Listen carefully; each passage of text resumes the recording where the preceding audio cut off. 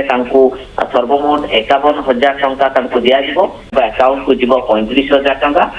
तार क्राइटेरिया कौन रहिबो, केमिति आवेदन करिवे, आर्थिक सहायता। मुख्यमंत्री कन्या विवाह योजना पई प्रत्येक झील विवाह पई सरकार देवे 51,000 टंकार आर्थिक सहायता। एथिपई कौन डॉक्यूमेंट लागिबो, कौन करिले पाई परिबे, केमिति मिलिबो, आसंतु जानिबा। चैनल जब प्रथम थर पर वीडियो देखुछन तबे चैनल को सब्सक्राइब करंतु। आ जदि फेसबुक रे वीडियो देखुछन तबे पेज को फॉलो कर नियंतु। ओडिसा रो समस्त गरीबार परिवार मानक पई एही सुविधा कि सीधा सड़क अकाउंट को आसीबो 35,000 टंका। दिव्यांग एवं विधवा एससी एसटी को मिलिबो अग्राधिकार। समस्त जिलापाल को चिठी लिखिछन्ती महिला शिशु विकास विभाग।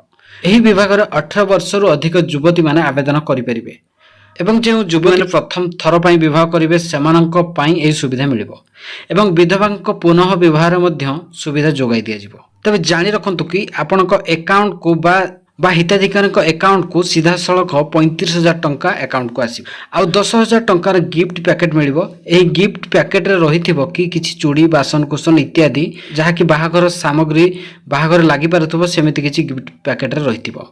आ जानि रखंतु आ रहिथिबा 6,000 टंका विवाह दिन एनजीओ पक्षरु आसी विवाह हिताधिकारी हाथ में हस्तक्षेप करेंगे, जहाँकि किसी इवेंट पाई टेंट पाई साजसज्जा जमी लगिपर 6,000 टंका एनजीओ पक्षर आसी विवाह घर दिन से 6,000 टंका से हिताधिकारी घरे प्रदान करेंगे। तेणुक यह लागू को सरकार 5 डिसेम्बर 2025 घोषणा करिसेंती एवं यार कार्यकारी किभली भाबे हेबो तार सब किछि डिटेल्स आउ एक वीडियो अपडेट पाइबे आपण माने। एवं जानि रखंतु कि एबेर समय रे प्रत्येक ओडिसा रो परिवार रे विवाह पई आवेदन करि परिबे आपण माने एवं सरकार समस्त परिवार रो झील मानक विवाह रे 51,000 टंकार आर्थिक सहायता देबे एवं 35,000 टंका सीधा सड़क आपण माने अकाउंट माध्यम रे पाई परिबे। हिताधिकारी अकाउंट रे आसी जिवो सेही टंका। आ बळका टंका जो प्रोसेस वाइज रही गिफ्ट माध्यम एवं साजसज्जा देवे। आ अवशिष्ट 16,000 टंका